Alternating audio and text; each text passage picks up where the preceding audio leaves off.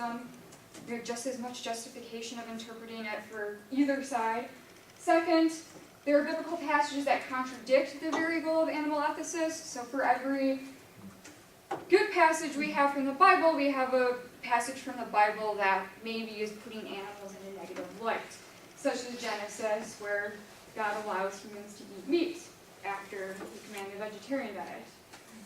Sacrifice of animals, that could be construed as a very negative view of animals, that we're using them as means to give spiritual gifts for humans. I don't know how to say that, Gadarene swine, where there is a demon within a human, and then Jesus took the demon and put it into 100 swine, and then they jumped off the cliff. Doesn't look very compassionate towards non-human animals. But I think the main concern about why we see this gap between theory and practice is this worry that the anthropocentric worldview is going to be turned on its head, and that we're going to grant this moral status to non-human animals and see humans and animals as too much the same, and that's scary for humans. And in fact, we might even be scared that some of the concern that Christianity necessitates for humans goes to animals instead. So we have to see what we can do about, I think, particularly number 3. And I think it's going to be, we don't want to do away with the biblical passages I just mentioned, but they're not enough, and we need to return to virtue. And this is what I'm going to argue for the remainder of the paper. So my solution is we grant the so-called differences between human and non-humans. We don't try to elevate the animal to the human. We don't try to lower the human to the animal. We grant that. But then we focus on the Christian virtues and show that this difference is actually what necessitates a compassion for non-human animals. So we can look at, well, more the fruit of the Spirit, which comes from Galatians. So kindness, goodness. As mentioned, these animals can suffer. They're sentient beings. They're proper subjects of these sorts of virtues, of these sorts of reactions we should have that is necessitated from the Bible itself. But, so we want to say all of these virtues apply to our interactions with non-human animals, and that their difference doesn't then necessitate that they can't feel pain or they're not deserving of compassion, because compassion is compassion, and you show compassion to someone who's in pain, who's in suffering.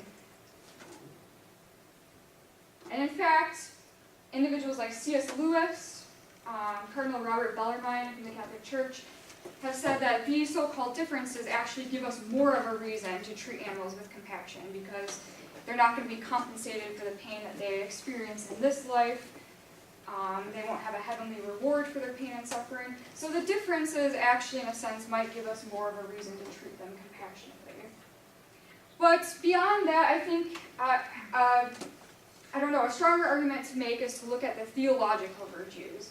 So faith, hope, and charity, because these are the fundamental virtues within the Christian faith, or especially Christianity. So all other virtues are said to stem from these very 3, and these are the 3 that you need absolutely to know God. So they're classified as the foundation of Christian and moral activity. They inform and give value to all other virtues. So the human virtues I just listed all stem from these very 3. And so the goal of them, again, as I said, is to participate directly with God and in God's divine nature. And God is the object himself. This comes from the Catholic Catechism. So note, charity is the one that's going to be applicable to the case of non-human animals, and it's identified as Christian love. So it's described as, we love God above all things and our neighbors as ourselves for love of God, but note that the object is always God himself. So from this definition of charity and from this quote from the Catholic Catechism, we have a few things we might want to spell out. That the goal of the virtue of charity is to love God and transformation into something Christ-like. So keep that in mind, because we will come back to that.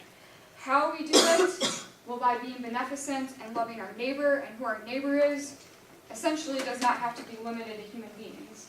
And the result will be joy, peace, and mercy. Now, the objection that we might think is that this virtue is only applicable to human beings.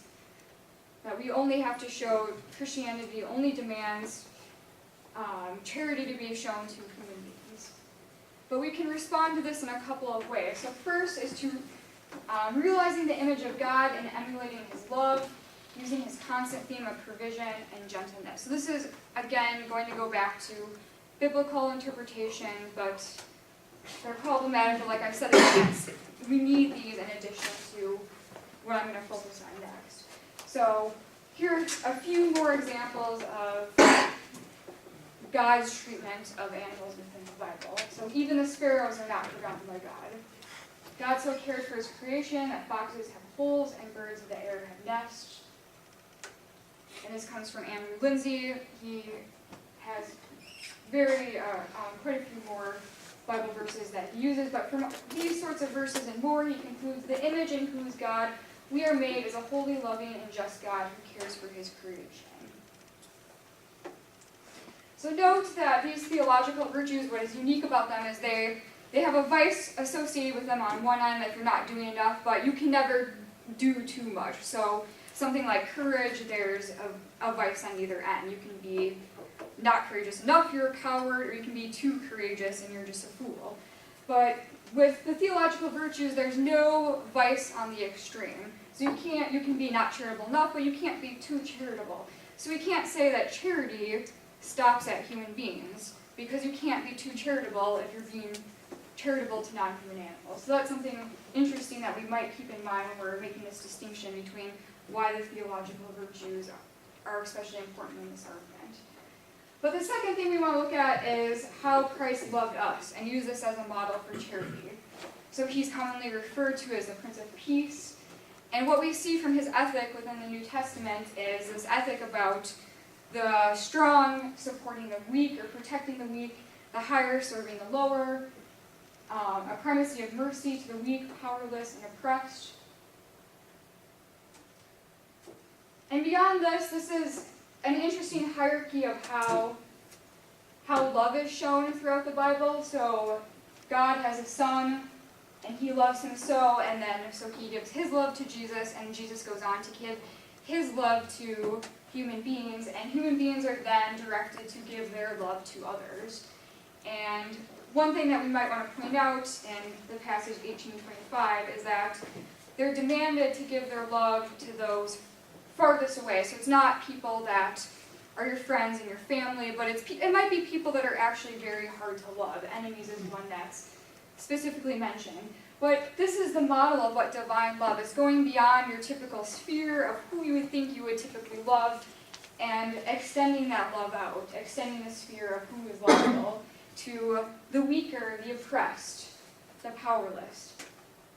So essentially we have a model where we have perhaps the most superior being on top, even though God and the Son are one, but I still haven't figured that out. But we would say God is more divine because he is not in the image of God, where the Son of God is a little less, I might be saying blasphemy, but this is how I look at it anyway. And then human beings beneath the Son of God, who the Son of God showed mercy to, love to, charity to, the poor, sick, oppressed. And then human beings then have a duty to go on and extend this model of love, where you're showing love to people that are inferior to you, that are, in a sense, a subject of oppression to some extent. And this is where non-human animals directly figure in. So I guess I want to just end by this quote, St. Isaac the Syrian. What is a charitable heart? It is a heart burning with charity for the whole of creation, for humans, for the birds, for the beasts, for the demons, for all creatures. He who has such a heart cannot see or call to mind a creature without his eyes, becoming filled with tears by reason of the immense compassion that seizes his heart, a heart that is softened and can no longer bear to see or learn from others of any suffering, even the smallest pain, being inflicted upon a creature. That is why such a man never ceases to pray for animals, for the enemies of truth, and for those who do him evil, that they may be preserved and purified. He will pray even for the reptiles, moved by the infinite pity that reigns in the hearts of those who are becoming united to God.